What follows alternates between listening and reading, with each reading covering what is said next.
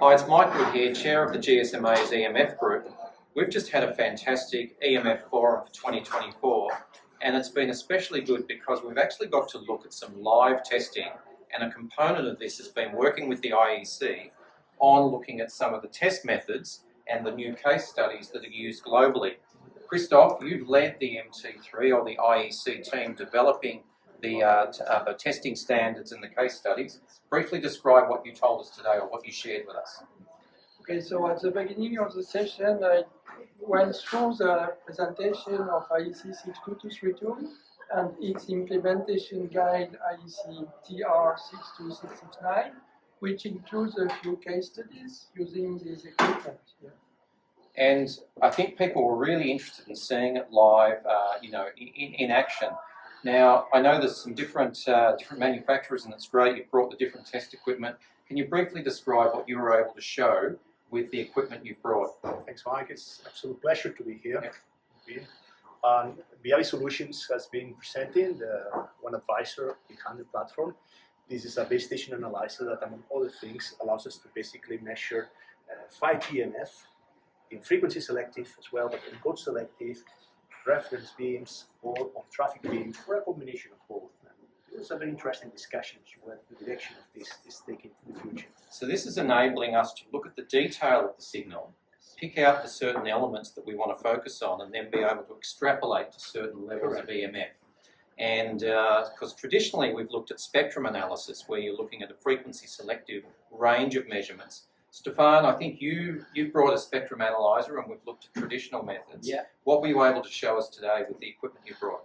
Yeah, Mike, we showed the field-proven SRM with its integration of a frequency, and we also hear how the acceleration is done, as well as our new device that can, as you can see here, really measure or take into account also the time where with beamforming over time signal changes. So this makes the measurement much easier than in the past for extrapolation of the signals. And we just showed here in the more or less real conditions, under real conditions, how that can be done. So we're in a real world environment here in a hotel in Brussels. It could be somebody's home. We could be looking at what is the total background level. Now, it was very interesting because you had a broadband meter on the end, and you were able to look at everything, no matter who was doing what, including the 5G, and the base station's just up the street.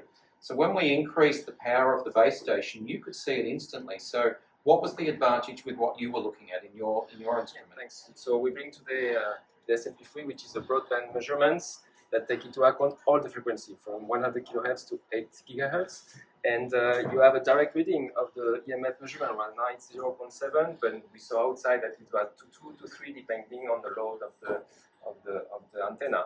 But yeah, so we saw actually the case A application of the standards. So that's really interesting to share that. So one of the key things when we're looking at EMF assessments is trying to define what's the problem or the case you're trying to solve. And it could be that somebody's got a concern, it could be compliance on a tower. So there's a range of instruments to match the range of methods. And we're so far more advanced now than we were, say, 5 years ago when 5G was first introduced, that I thought it was worth just introducing some of the players, looking at some of the results, but from the interest that we had in the room, and you can see loads of people walking around and observing this, it's been such a fantastic afternoon. Gentlemen, thank you very much for coming along, bringing the test equipment, and it's going to be good to see where this goes into the future. We're heading towards 5G advanced and 6G, but let's see where this heads to the future. Thank you so much for coming along. Thank you for having us.